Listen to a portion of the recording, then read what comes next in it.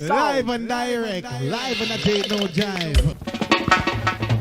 Legalize it. I mean, how much can a koala bear? Koala bear, koala bear. Koala bear. Barry pulls a joint out of his pocket. Bill says, great, Barry, a reefer. Hi, welcome back. It's been a while since I've done a Karma Koala, a couple of weeks now. Feels like forever when you haven't done one for a while. I'm down in Texas and speaking to attorney Lisa Pittman, and I'm going to ask her a really basic question, and excuse my French, but what the fuck is going on in Texas? You could ask that generally, probably ask that generally about the US at the moment, but we'll get on, maybe we'll get on to that, maybe we won't. Back and forth on the hemp stuff. Where are we now this week? Oh, goodness. Well, thanks for having me back. It has been a tug of war, back and forth, back and forth. So where we're at right now, this moment in time, is we're in a special session that the governor called following his veto of a total ban bill that had been passed by our legislature at the behest of our lieutenant governor. It was one of his priorities. In a stunning rebuke of the lieutenant governor, our governor vetoed the total ban with about 20 minutes to go before the veto deadline. Well, that's right, but I mean, I couldn't tell from that veto whether he wanted something more conservative further down the line, and I don't mean that in terms of politics. I mean that in terms of content. Or was he actually looking for them to come back with some middle ground? Because they haven't come back with middle ground, have they? No, not yet. That's the surprising part about it, because he was explicit in his veto. His proclamation was at least 3 pages long, where he listed what he wanted to see, and he specified he would like to see this under TABC regulation, which is our alcohol regulating regime. And he listed some bullet points of some specific regulations that he would like to see, which came straight out of the TABC type bill that we had in the House during the special session. So what's going on here is we have the Senate pushing a total ban, the House saying, no, let's regulate it like alcohol and save drinks and edibles. Smokables go out the window with that, by the way. By the end of our regular session, the total ban is what prevailed. The governor vetoed it, called a special session on several priorities, not just hemp, but with the hemp, said he wanted to see some specific regulations. So it's surprising that what we've had in our special session so far has been a replica of the ban bill. It was Senate Bill 3 in the regular session, it's Senate Bill 5 now, and it's nearly identical. It's not what Texans want. It's not what's going on across the country, and it's explicitly not what our governor wants. So yesterday we had an all-day hearing that lasted till 8:30 at night. Again, with Texans opposing this total ban that they're, for some reason, ramming through again. Now, what's also going on in our special session is all the Democrats walked out to protest a voting redistricting plan. No, I saw that somewhere else yesterday. So they're doing some serious redistricting, aren't they? Yeah, so we can't pass anything right now. So it's likely that they're just going to call this special session on Friday over. And then they're going to start over again with a second special session. So this is going to continue to be a protracted fight for, months on end here.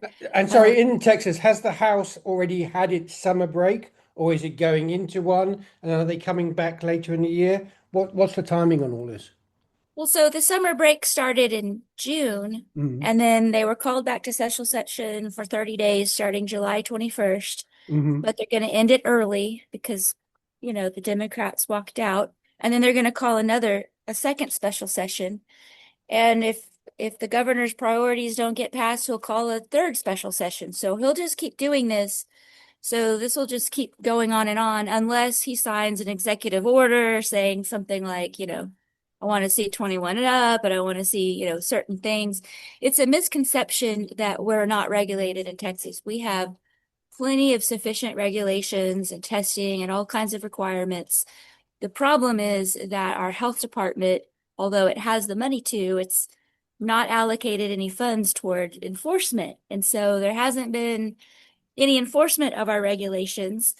And unfortunately, kids can get a hold of these things because back when this law was passed in 2019, and I was, helping to get that done, at that time, hemp was just for CBD, salves, and building material.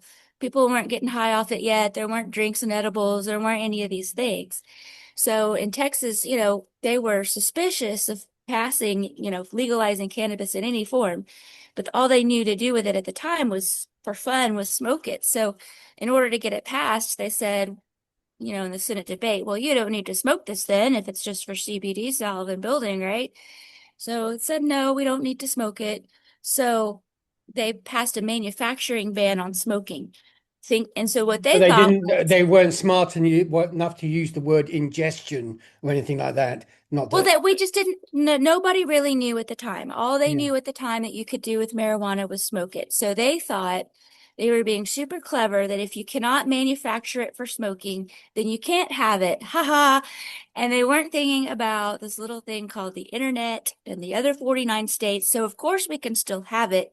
It's just that now we have to send pre-rolls out of state to be rolled up and then send them back. So we have a segment of our industry that has to be sent out of state in the supply chain, which is ridiculous. But I'm just giving you some history about why it is that we have no age limits. They thought they were completely taking this away from us for fun by taking away manufacture for smoking. And so that's why we don't have any age limits. They didn't There's put any literally down no because age limit. So yeah, they a thought that they 13 were year nipping old the whole can, thing in the bud. yeah. And so, it wasn't until couple of years later that, we start with the Delta 8 and then a couple of years after that, they finally figure out how to make weed, gummies and drinks not taste like weed.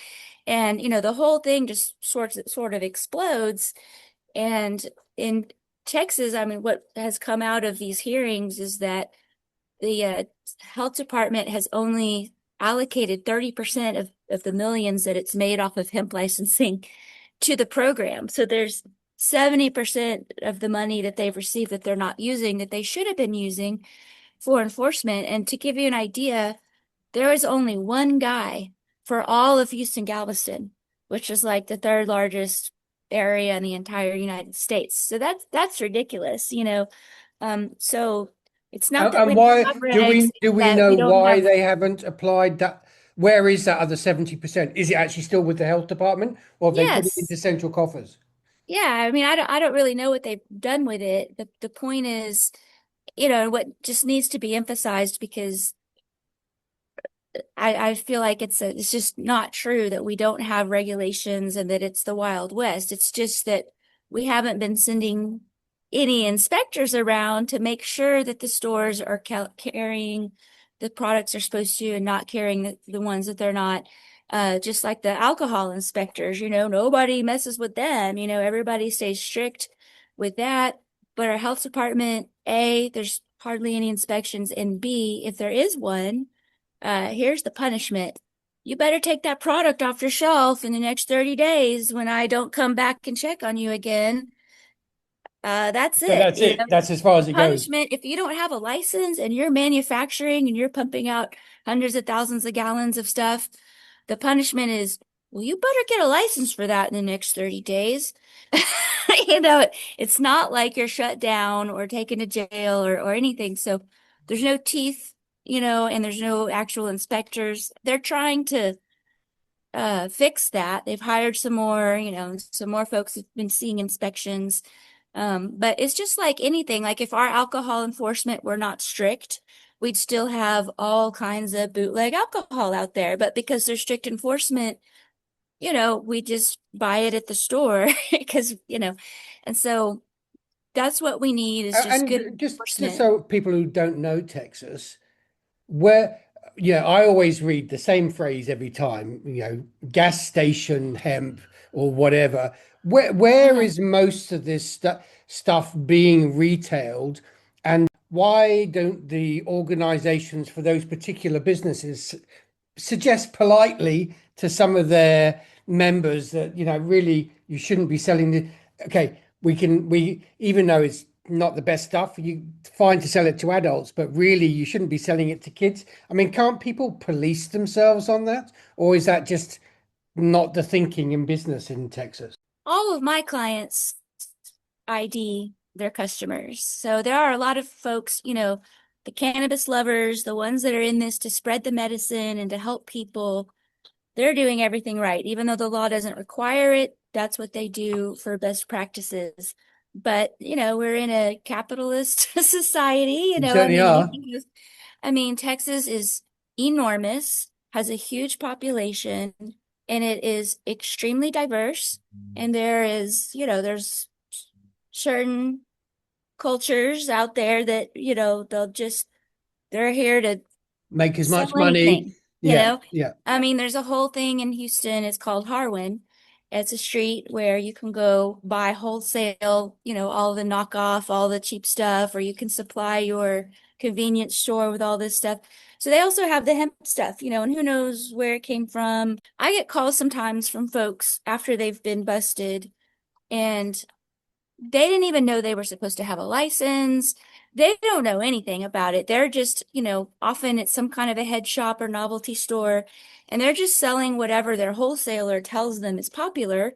Like, okay, and so they just buy it and turn around and sell it. And Yeah, it's but not I mean that's a necessarily. pretty poor excuse in this day and age because I agree. I it's mean, not hard I'm to just work saying it's out. not necessarily evil intention No, always. Sometimes it's just they don't know, and they don't really care one way or the other either. that's more So to the point, isn't it? They don't really yeah. care. So there's a lot of that, especially with the gas station and certain types. So we have, all these strip centers everywhere, and there is a vape store in every strip center on every corner.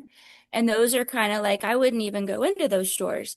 But then we have plenty of, the CBD wellness boutiques. And, you've got a lot of the folks that, like I said, are the medicine loving people that are in this for the right reasons and are doing everything right, and the products that you buy from them are safe and they're good.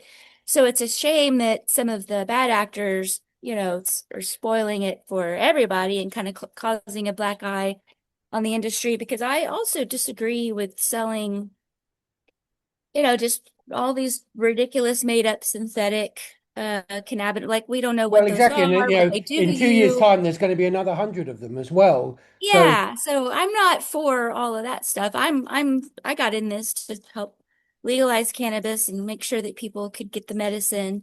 And I also believe people should be able to make their own choices about the things that they use, both for medical purposes and for fun. agreed, as long as they have the education background, which isn't supplied. So, I mean, I'm learning from this that Texas, there's good, like anywhere in the world, there's good people in industry, there's bad players, and then we have at the government level, we have a Senate who are just powering away in one direction, a House that seems to be fairly balanced, and a governor that seems to be fairly balanced.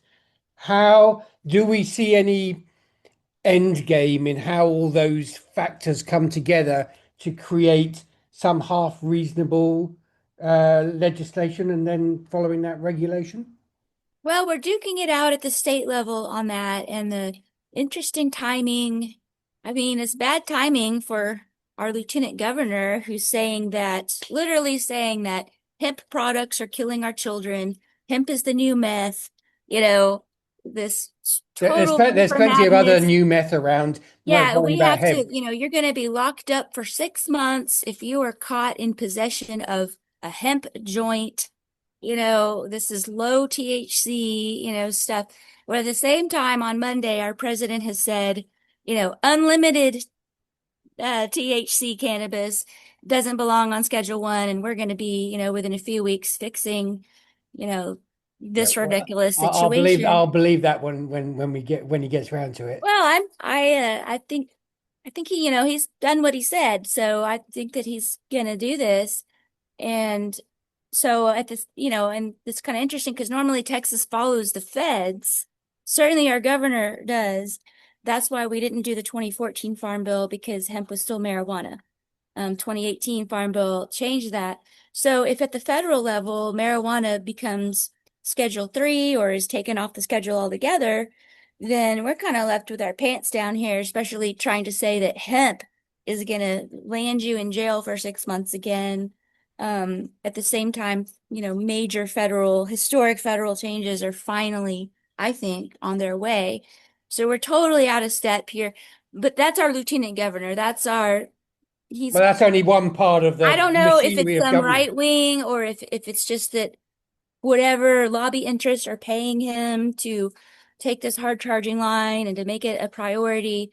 But while he has a lot of power during the legislative session, our governor has the ultimate power. So even if he's able to cajole another ban through, I believe the governor would veto it again. I mean, he was explicit. That's not, I don't want a ban. This needs to be regulated sensibly. And so at the state level, I don't think we're going to end up with a ban. We're going to end up, I'm not sure what we're going to end up with, but I know that the alcohol lobbies are also involved kind of on both sides. On one hand, to keep out the competition. On the other hand, to shape the law into a way that favors the alcohol winning the competition on this. For example, like I said, in the House bill in regular session, they redefined consumable hemp product to eliminate smokables. It's only going to be drinks and edibles up to 10 milligrams or whatever it was. Very convenient for them. So who knows? Another thing you may not have been aware of is that we had another little law pass. It was called Senate Bill 2024 that is going to ban all vapes starting September 1st, all hemp vapes and all vapes that have parts and components that are made either from China or other adversary nations. So that's interesting. We'll see if that gets Well, that's challenged. about every We'll that's see. about every vape on the planet, isn't it? Right. Yeah. So, and I think that was the intention, so that's a huge, Yeah, well, you they've know, tried that in Australia and failed dismally. Failed yeah. So absolutely. I'm pretty curious if they are saying at these hearings like yesterday, we can't regulate it, it's too expensive, that's why it needs to be banned. Well, then how are they going to have the resources to go into all these vape stores and every strip center on every corner and eliminate all of the vapes? Which is a Kind pointless of exercise in inconsistent. itself, because anybody who uses any of these products will either just go over state lines or order it via FedEx or whoever else. Yeah. Yeah, that's the reality is that, the lieutenant governors, this is under the guise of public safety. Well, okay, obviously Texans are aware of these products and we've been to all the legal states. And so we're going to keep getting it, but it's going to be from another state where Texas has no oversight over how it was made or tested, or it's going to come from an illegal source. And so who knows what you're getting. And that's not what any of us want. I mean, we want to know what we're buying. And I mean, I think most consumers, they find a reputable supplier that they trust, when they're using it for therapeutic purposes. But, there's also a place for the vape stores next to the bars, when people are partying and having a good time and they want to go do that, like, why not? I don't. Like I said, that's not what I got into this for, but I am, I believe in the right to have those things. And although, like I said, I am concerned about the weird synthetic stuff that we don't know what the long-term effects of those things are. Well, that just leads to me my next question. In all these discussions about hemp products for human consumption in Texas, we never really discuss, or I never see discussed, the a discussion about the core agricultural product grown in Texas. Do we have any idea how much of all these products that are sold are sourced from outside Texas grown product compared to inside? And is there any discussion in either of the houses about creating a better system for agricultural production of this stuff in Texas? Because I presume if you do that, you're going to have an easier way to control the process through manufacturing to the end products. That's a great question and great points. So I learned yesterday that only 182 acres in Texas are being farmed for hemp, even though we've got I don't know how many So, millions of so acres. 99.999% of product is being produced Right, because from plants Texas, grown outside Texas. yeah, Texas follows a total THC standard on its harvest. So it's kind of hard to grow that Yeah. THCA flower and some other things. There's not a big market for industrial yet. So I would say, I don't know the numbers, but I would say most of the products, smokable products that are being retailed are probably coming from other states, especially states, it's a lot of the mature marijuana states where they have an excess, right? And they can't get rid of it. Well, And we their know what states those have states are. also, yeah, Yeah. and those states have also outlawed hemp. Like, so they can still grow it, but they ship it to other states, and because they don't have that total so that's why, to play that THCA game, most of that stuff comes from out of state. But then we have a lot of local, vertically integrated, farmer, manufacturer, retailers that take great pride in doing everything from seed to sale. And so we do have a lot of, Texas made products too, but it's just, I guess it's kind of two different lanes of products. You've got the therapeutic ones where, great care and pride is put into it. And then you've got the party products, The Costco version.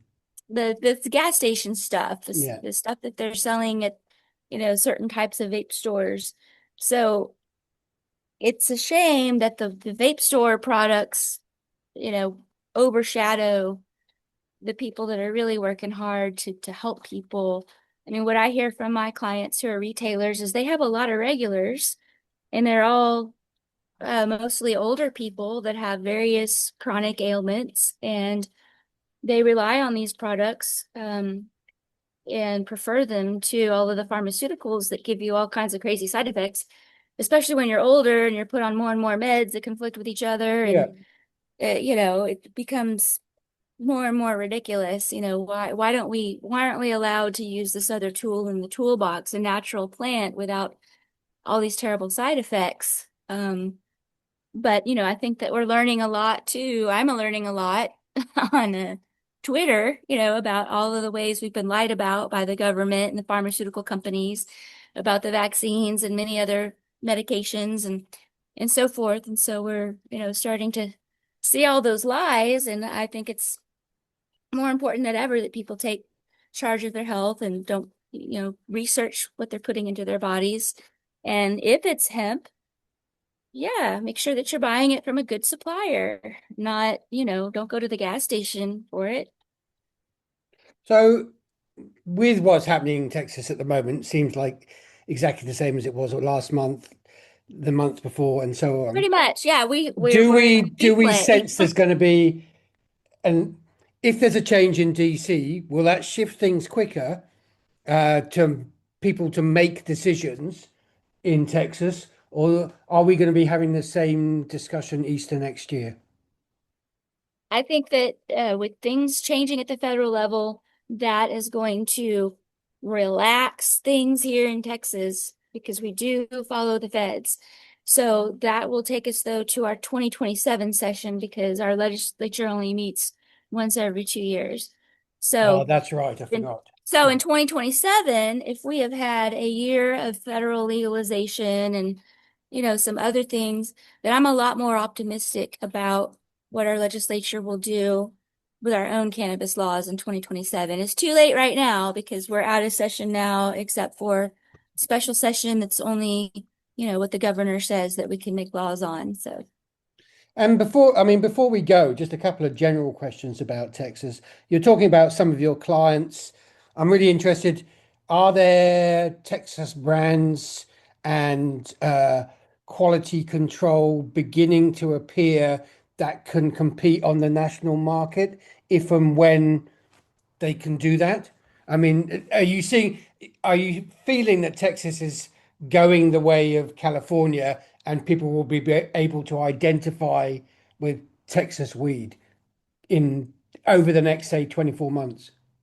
yeah, there are local brands that are becoming known. And like I said, a lot of these are folks that grow their own and manufacture their own, or maybe they manufacture and retail, but yeah, there are several brands that are becoming known in Texas, but it's still super, super early stages. And what I see the most jockeying for right now is in the drinks.